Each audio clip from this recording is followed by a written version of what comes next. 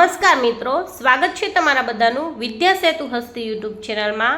આજના આ વિડીયોમાં આપણે જ્ઞાન સહાયક ભરતી 2026 જે મેરિટ આધારિત સીધી ભરતી થવા જઈ રહી છે તેના વિશે ચર્ચા કરીશું।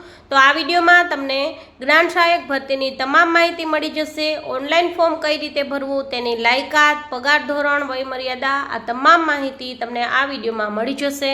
તો વિડીયો અંત સુધી જરૂરથી જોજો અને અવશ્ય એપ્લાય કરજો। જ્ઞાન સહાયક ભરતી 2026ની માહિતી મેળવવા માટે ગૂગલમાં જઈ અને તમારે જ્ઞાન સહાયક પ્રાઇમરી ટાઈપ કરવાનું રહેશે, જેથી તમને જ્ઞાન સહાયક પ્રાથમિક અને માધ્યમિક જે છે તેની ઓફિશિયલ વેબસાઇટની લિંક મળી જશે। આ લિંક પર તમે ક્લિક કરશો એટલે તમે અહીંયા નીચે સ્ક્રોલ કરશો એટલે તમને એડવર્ટાઇઝમેન્ટ મળી જશે। એડવર્ટાઇઝમેન્ટમાં તમે જોઈ શકો છો જ્ઞાન સહાયક પ્રાથમિક જે છે તેની વેકેન્સી બહાર પડી ગઈ છે, જેનો પગાર છે 21,000 અને વયમર્યાદા છે 48 વર્ષ।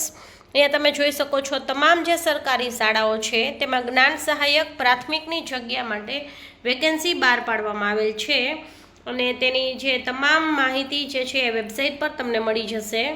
અહીંયા તમે ડિટેલ્સમાં જોઈ શકો છો જાહેરાત બહાર પડી ગઈ છે 11/6/2026ના રોજ।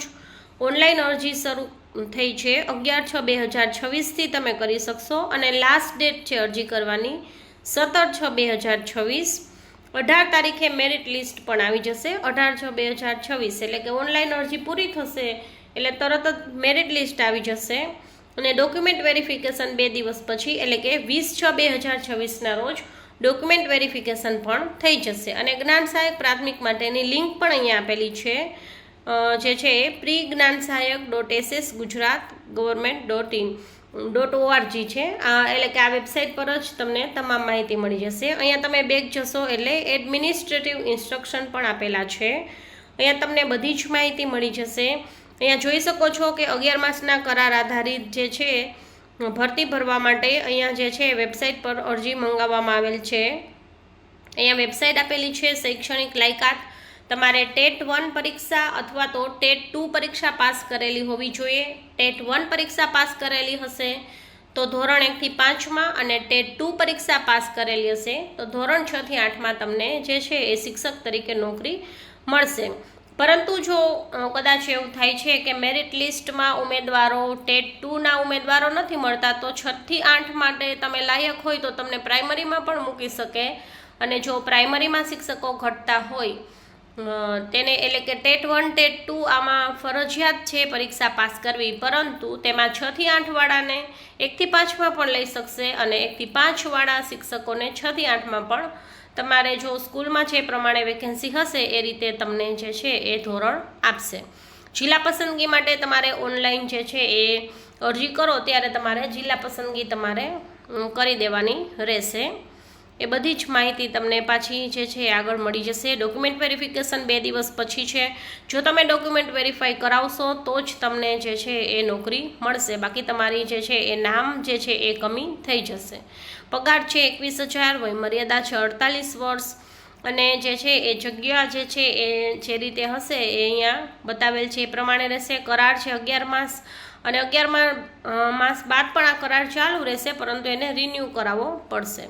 ત્યારબાદ જે છે ઓનલાઈન અરજીપત્રક ભરવાની સૂચના અહીંયા આપેલી છે કે વેબસાઇટ પર તમે અરજી કરી શકશો। અરજી કરવાની તારીખ છે 11/6 થી લઈ અને 17/6 સુધી અને તમારે જ્યાં સુધી ભરતી પ્રક્રિયા પૂર્ણ ન થાય ત્યાં સુધી તમારો મોબાઈલ નંબર અવશ્ય એક ચાલુ રાખવાનો રહેશે અને અરજીપત્રકની પ્રિન્ટ તમારે કાઢવીને રાખવાની રહેશે અને તમારા પ્રમાણપત્ર ઓરિજિનલ ડોક્યુમેન્ટ સાથે રાખવાના રહેશે। ડોક્યુમેન્ટ વેરિફિકેશન સમયે તમારે જે છે એ આ તમામ પ્રમાણપત્ર લઈને જવાનું રહેશે। CGPA જો દર્શાવેલ હોય તો તમારે CGPAની વિગત દર્શાવવાની રહેશે। કોમ્પ્યુટર અંગેનું પ્રમાણપત્ર હોય તો એ તમારે સાથે રાખવાનું રહેશે। બાકી બધી જ માહિતી તમને અહીંયા જે છે આપેલી છે। અહીંયા બેક જશો એટલે how to fill application form તમને અહીંયા માર્ગદર્શિકા આપેલી છે કે કઈ રીતે તમારે એપ્લાય કરવું. તો એપ્લાય કરવા માટે અહીંયા લિંક છે એ નીચે આપેલી છે, જેમાં તમારે રજિસ્ટર કરવાનું રહેશે અને ત્યારબાદ બધી જ ડિટેલ્સ નાખી અને લોગિન કરવાનું રહેશે. પછી તમારો મોબાઈલ નંબર નાખશો એટલે તેમાં ઓટીપી આવશે, એ ઓટીપી એન્ટર કરી અને તમારે સબમિટ કરવાનું રહેશે, એટલે સક્સેસફુલી સબમિટ થઈ જશે. ત્યારબાદ તમે ફરી પાછું ઓપન કરી શકો છો. પછી તમારે એપ્લિકેશન ફોર્મમાં જવાનું રહેશે, જેમાં એપ્લિકેશન ફોર્મ બટન પર તમે ક્લિક કરશો એટલે આ રીતે બધી જ ડિટેલ્સ તમારે ફિલઅપ કરવાની રહેશે. આ બધી જ ડિટેલ્સ તમે ભરી દેશો એટલે આ રીતે તમને માહિતી મળશે. તમામ માહિતી ભરી અને જિલ્લા પસંદગી પછી તમે કરી શકશો. જિલ્લો પસંદ તમે કરશો એ જ જિલ્લામાં તમને મેરિટ યાદીમાં તમારું નામ આવશે, એટલે કે જિલ્લો તમારે જે જિલ્લામાં નોકરી કરવી હોય એ જ જિલ્લો તમારે પસંદ કરવાનો રહેશે. પછી અહીંયા એસએસસીની પછી છે શૈક્ષણિક સ્નાતકની લાયકાત નાખવાની છે, ત્યારબાદ અનુસ્નાતક, શૈક્ષણિક સ્નાતક ગ્રેજ્યુએટની લાયકાત નાખવાની રહેશે, બીએડ પીટીસીની, અને ત્યારબાદ સેવ અને નેક્સ્ટ કરવાનું રહેશે. તો આ રીતે તમારે જે છે બધા ત્યારબાદ છે એ ડોક્યુમેન્ટ્સ અપલોડ કરવાના રહેશે. આ બધા જ ડોક્યુમેન્ટ અપલોડ થઈ જાય, ડ્રેગ એન્ડ ડ્રોપ કરી અને તમે અપલોડ કરી શકશો. ત્યારબાદ બધા થઈ જાય એ વ્યૂમાં તમારે એક વખત જોઈ ફરીથી રીચેક કરી અને અપલોડ બટન પર ક્લિક કરવું, અને તમે રિમૂવ પણ કરી શકો છો જો એક્સ્ટ્રા આવી ગયું હોય તો. ત્યારબાદ એક વખત તમે ખાતરી કરી અને અહીંયા કન્ફર્મ કરી દેવાનું રહેશે. ત્યારબાદ ઓકે બટન પર ક્લિક કરશો એટલે આ રીતે તમારું એપ્લિકેશન ભરાઈ જશે અને આ રીતે એપ્લિકેશનનો નમૂનો જે છે એ આવી જશે. તો આ રીતે તમારે એપ્લાય કરવાનું રહેશે. એપ્લાય કરવા માટેની લિંક અહીંયા નીચે જ છે, જ્ઞાન સહાયક પ્રાથમિક. અરજી કરવા માટે અહીંથી લોગિન કરો. આ લિંક પર તમે ક્લિક કરશો એટલે આ રીતે જે ડિટેલ્સમાં હમણાં માહિતી આપી એ પ્રમાણે તમારે છે એ લોગિન કરી અને એપ્લાય કરવાનું રહેશે. તો આ રીતે તમે જ્ઞાન સહાયક 2026ની ભરતી માટે લોગિન કરી શકો છો.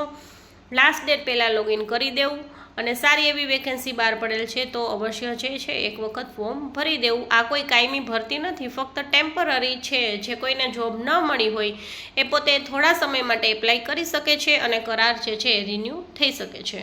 તો કંઈ પણ પ્રશ્ન હોય તો કમેન્ટ બોક્સમાં અવશ્ય રજૂ કરજો, અને વિડીયો સારો લાગે તો લાઇક, શેર, અને ચેનલ પર નવા હોય તો ચેનલને સબસ્ક્રાઈબ કરજો. Thank you.